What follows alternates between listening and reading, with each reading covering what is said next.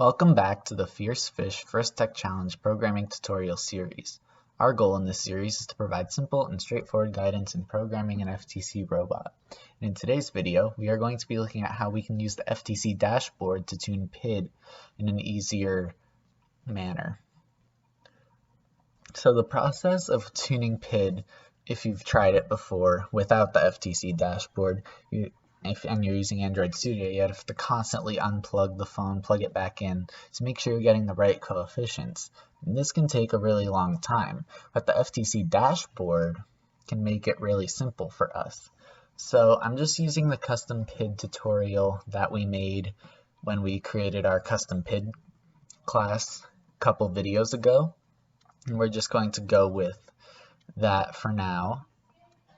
And we're going to now make the modifications that we need for it to work with the FTC Dashboard. So first we're going to define our instance of the FTC Dashboard, and that is just FTC Dashboard and whatever you want to call it. I'm going to call it Dashboard, just like that. And now we're going to go down into the init, we'll go right here, and we're going to go dashboard equals FTC Dashboard.get instance. And now your dashboard is essentially initialized. So now let's go up here and create some variables, or create a variable that we want to use. This is going to be public. It has to be public. And it's going to be static as well. If it's not public and it's not static, the dashboard won't pick it up. But we're not going to declare it as final because we want to be able to edit it. So, and I'm going to call it target POS for position, and that's going to equal, we'll say 100 for now. And then we're also going to want to modify our PID coefficients up here. We have to make them public, we have to make it static. So anything that is declared as public and static will show up in the dashboard config. So now there's one more thing we need to do. And that is come up here, and before the autonomous, we have to declare a new, and this is going to be @config, and we'll see why in a little bit. Now, of course, we want something to happen, so let's create our move test motor void, and we're going to use target pos in here so that our op mode actually does something, and this is what we created last time in our PID controller.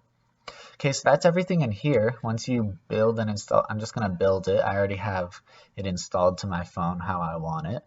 So if you install it to your phone, and let's go to our dashboard, as we learned in last video, that is your IP address /dash. And now we're in here. So you would select the op mode. I have custom PID tutorial. You would press init and play. I'm not going to press init because if I do, it will crash, because I don't have a robot with me, so therefore I have no expansion hubs. But here's how you can adjust the variables. Over here, we're in configuration. Custom PID tutorial is what I called mine. You can edit the target position. Say it works good for 100, now let's see if it works good for 50 or 150 ticks and whatnot. Now, and under here for test PID, you can change your PID coefficients. Set that back to 100.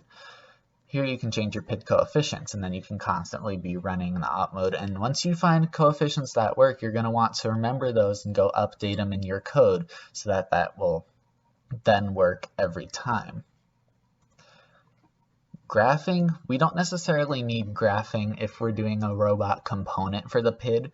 Maybe I'll do a video on graphing later, but we don't necessarily need graphing right now. And then any telemetry that you have will appear right here as well. And the camera as well will appear there for that op mode. You can do the field. You can also do the, well, you can have the field as well if you're, I'm not going to do a tutorial on how to use the field in this because I don't find that it's necessarily, it might not be that helpful to you in a certain sense. But that's going to be it for today's video. We learned about how we can tune PID with the dashboard in an easier manner. And from all of us here at Fierce Fish, we hope you have a great day.